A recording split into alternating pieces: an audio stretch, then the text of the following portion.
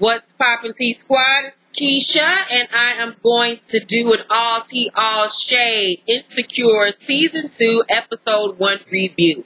So I asked you guys what shows you wanted me to review, and a lot of you have been asking me to do Insecure. I couldn't do them, the episodes when they originally aired, because I was filming Claws and Power at the time, but now that I have some free time, I'm going to binge rewatch, this Monique text me, binge rewatch all the episodes so I can do reviews on them. I've already seen them. I'm going to watch them again so I can take down my notes, whatever.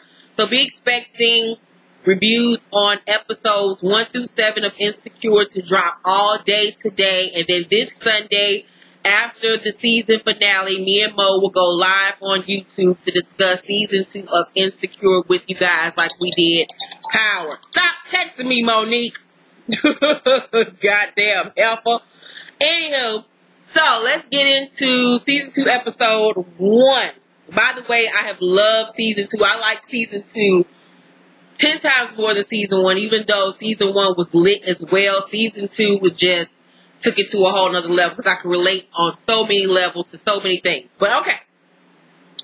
So we start off this episode with Issa back out here in the dating field. And you know what's the worst thing ever after a breakup? We as women sometimes, I know me myself back in the day, after a breakup, I would push myself out there to date so I wouldn't be alone, so I wouldn't have to feel the loneliness of not having that person around anymore. And you're just trying to push that person out of your head and your heart. You're just trying to go on with life, but on the inside, your ass is dying. I mean, literally dying every motherfucking day without that motherfucker. So you're just trying to numb the pain and just putting yourself in situations that you know you shouldn't be in, and instead of allowing yourself to feel it and mourn, because relationships ending are like deaths. You know what I'm saying? You have to allow yourself to mourn, to deal with it, to deal with whatever issues that cause the breakup, and fix it and move on. So I could totally relate to that. It was so good to see Dustin from the Friend Zone. If you all listen to the podcast, the Friend Zone and the Read with Kid Fury and Crystal, I listen to them religiously every week, as well as the Friend Zone with Dustin, Asante, and Hey Friends. It's one of my favorite podcasts. A lot of you have been asking me and Monique to do a podcast.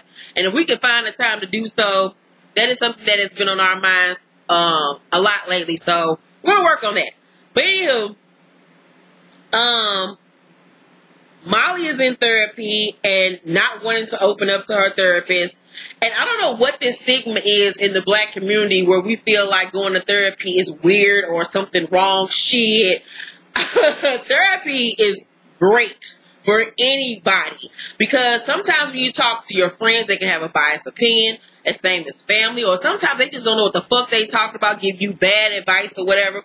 So I think therapy is a great way to release your feelings, your thoughts, and emotions, and get someone to help you. And it allows you to talk about issues that you wouldn't normally talk about or feel comfortable to talk about per se with your family or friends, or hell, even with yourself. So I love the fact that they're showing that on this show, a black woman going to therapy, because Molly needs Jesus, Lucifer, shit, Noah, and all the saints. That girl needs all of Jesus.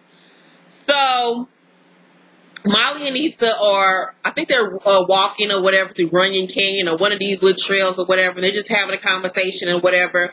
And I just like the way that they showed Issa line about not wanting Lawrence back, but we all know she does. And that's something you do with your friends. Like, girl, I'm fine, I don't want that nigga back. But really in your heart, you like, Lord Jesus, please let him come back. Just let him call me. Lord, just let him breathe on me. One good time, I'll do anything. Just let him come back, Lord Jesus, bring him back. Like, that just tickled me.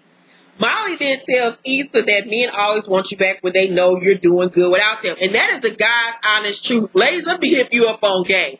If you break up with somebody and you want them back, pay his ass dust. Don't call him. Don't text him. Don't try to be in the same vicinity as him. Don't be posting no memes about my heart is broke, that nigga ain't shit. Don't do none of that. Act like you are living your best life. Act like he don't even exist, because that messes them up mentally. If you calling him, begging him to come by, doing all this extra stuff, posting stuff on the gram, and being extra on Snapchat, all on his page, lurking, I'm telling you, that gives these men the big head, give him the ego of knowing, oh, she still want me. I don't her mind. I can get back to them when I feel like it. If you out here doing you and paying them dust, they don't know how to live. They will be on your phone immediately. So act like they don't even exist. Act like they Casper the ghost. So we did see Lawrence boning the dog shit out of little Tasha ghetto ass. Poor little Tasha, because she just, oh God, Tasha, Jesus, Tasha. See, when I talk about all black girls on television, gotta be ghetto and dumb and clueless. Another dumb Tasha.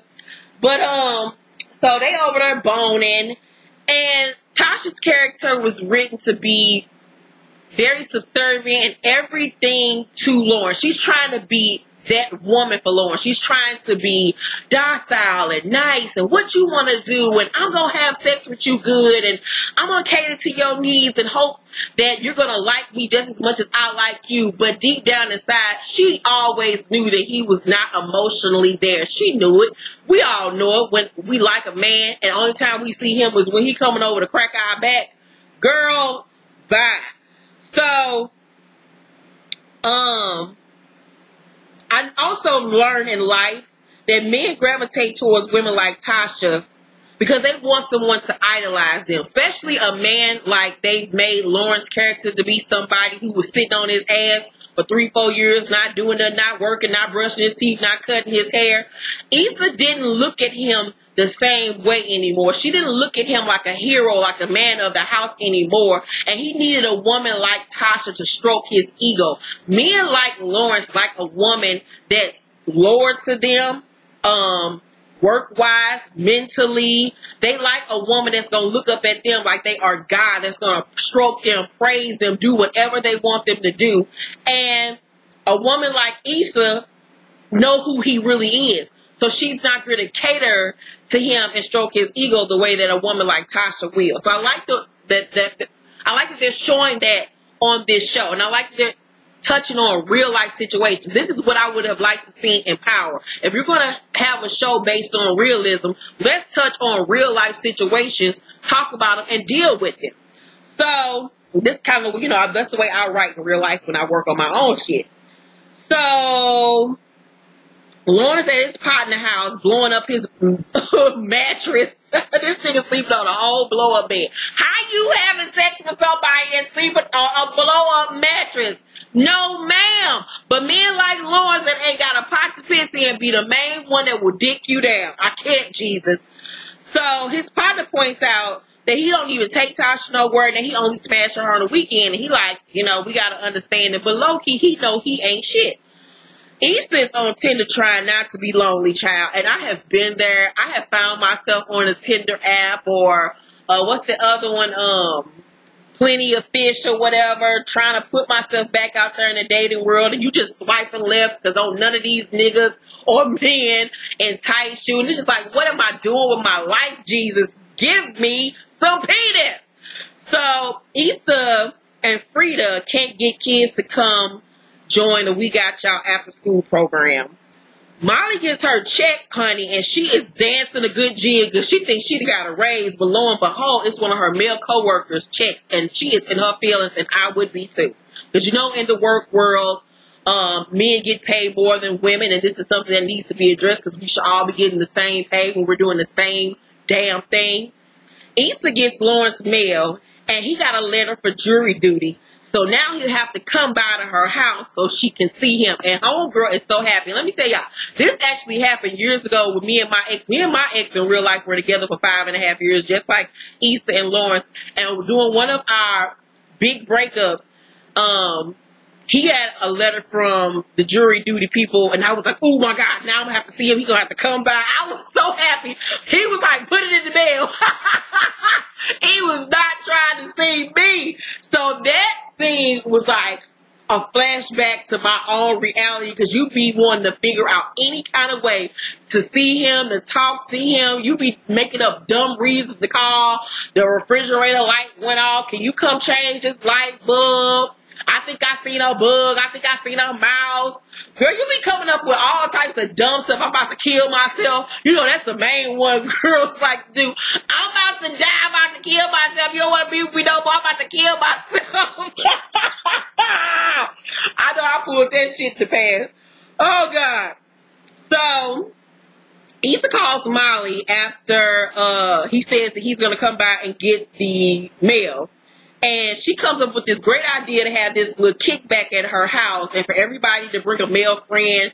So, you know, it could be like a little singles meet and greet or whatever. And she's throwing the party so when Lawrence comes by to get his mail, she could be over there living her best life, acting like she's out here kicking it, doing it. She ain't lonely. She ain't tripping off him to make herself look good. So Issa doesn't want to give up on the school program. Although her boss at her job wants her to, but her boss is like, you know what, we'll continue to give this a try. We'll see what happens. Molly is at her coworker's going away party trying to see if anybody else got a raise. And she's trying to figure out why my check is less than homeboy. So she is doing some investigations.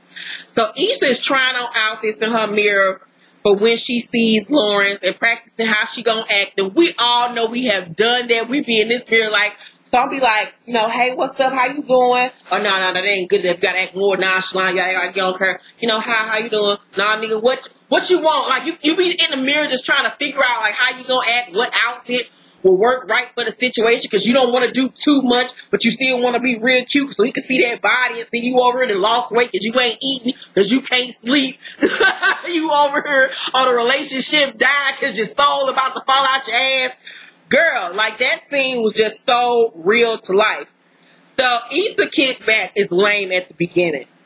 Her brother shows up, and I'm believing that her brother is gay, and what I predict is going to happen, it might not be this season, but next season, I think Issa's little brother is having a relationship or a secret affair with Amanda Seals' character, you know, the one, her friend with the blonde hair, Amanda Seals, that used to be the VJ on MTV. I think that they messing around on the low. Something gonna rock their little relationship because they think they like the Jay-Z and Beyonce of the group. They think they all got it together, but secretly, them niggas got the worst relationship ever because they act like they so perfect. But we gonna get into that probably season 3. But I know for a fact the brother character is gay. So we see Lawrence take Tasha on a date to make himself feel good about his fuckboy behavior, because he only took her out to prove to his friend and to himself that he's not a bad person, but really he knows that he's using this girl to fulfill his own selfish needs. Issa's waiting on Lawrence to arrive and ain't even having fun. She keep on looking at the door, and we all have been there. We around our friends, but our mind on this nigga, wondering when he gonna show up. We trying to make sure that we straight when he do arrive. You can't think. You're barely listening to conversations. It was just so real to life. So then Lawrence texts her and say he ain't coming, and you feel like your whole world has ended when shit like this happens. Because you like, I done did all this, and now he ain't gonna show up. You feel stupid. You mad at yourself, even putting yourself out there to look dumb in the first place. It's just a mess. So she goes outside, and then she tells Molly that he ain't coming. And she's like, why would he be coming? And then she tells her the truth of why she threw the little kickback. And Molly like, girl, really? You did all this so this man can come over here and get this little piece of shit ass mail? So Issa admits then that she wants Lawrence back. And I'm like, why do we even lie to ourselves and lie to our friends about our true feelings? I don't do that anymore. But, you know, in the past, I've done stuff like that where I lie to my friends, act like I don't want my ex back or whatever. But really on the low, I do. So Kelly invites some of the neighborhood men to the party, and that's when things go left. So Miles the Blood comes by, and he immediately get on Kelly. And the actress that plays Kelly has lost so much weight. Weight inspiration goes. Shout out to her. And she's also a writer on Insecure. I love her. She is so hilariously funny. One of the homies, which is a blood, by the way, so a crip walking. And I'm like, what is happening, Jesus? You a blood, but you're crip walking? I don't understand it. Issa's house is a mess. It's popcorn and liquor and shit everywhere. One of the neighbors come by, banging on the door, asking them to be quiet. She got kids that's trying to sleep. And then Miles say, bitch, I got kids too. Turn up. That tickled me, y'all. I fell out when I originally saw that episode when he said, bitch, I got kids too. Turn up. I was done. So a fire then breaks out in the kitchen. Everyone leaves except Molly and Issa's brother to help put it out. And I'm like, girl, your house destroyed. You done had a house fire. He ain't showed up. You wasted a good outfit, good makeup, good hair, and all for what? For nothing. And he over there on a whole date with another chick. So at the school program, 2 Mexican kids show up. And they make it seem like they there for the program, but really they there to steal the snacks. And I would have beat the crap out them little kids. Issa now wants to give up because she just feels defeated, you know, because her life personally is a mess and, you know, career-wise is a mess. Then we see Issa at home cleaning up in a t-shirt and some boy shorts when Lawrence pops up. And I swear, this is so true to life because men always do this to you. When you ready, you on point. They never show up. They ain't never around. But as soon as you look a raggedy dog mess, you in your feelings, you at home crying, listening to SZA and Jasmine Sullivan and Mary J. Blige. Now he want to show up, ruining your life. Girl, I ain't got time. The devil is a lie. Dolores popped up just like the devil at the worst inopportune time. So she answered the door, and they both trying to act real nonchalant about the situation. She give him his mail. But he make up an excuse to stay because, you know, he looking like, that monkey look like it got a little bit fatter. Let me go in here and grab my toothbrush. Look, some dumb shit. Let me grab my bottle of bleach I left. And he then asked her what happened to the Frank Ocean pillow. And by the way, if you haven't peeped, every episode they make a Frank Ocean reference, whether it's a lyric to a song or something like that. This season they've made a lot of Frank Ocean references. So she tell him what happened to the pillow, and then right when he's leaving, he grabs her and kisses her, and then he bones her raw on the couch. And I was like, I hope he over there using rubber with Tasha, because I sure didn't see him pull one off after they got done sexing. And right after they get done boning, he pulls up his pants, washes his hands, kisses her on the cheek, and leave. And then Issa dumb butt sitting on the couch like, did that really just happen? Because you just be like, all in your head and can't realize, like, you just, like, I just boned my ex and it was delicious. Oh, we about to get back together. Do he still love me? Because I still love him. What's going to happen right now? And I was like, girl, he done gave you the okie doke, girl. He just smashed and dashed. You over there grinning like a little Cheshire cat. You dang on fool. So I give season 2, episode 1 of Insecure, of course, an A+. It was so good.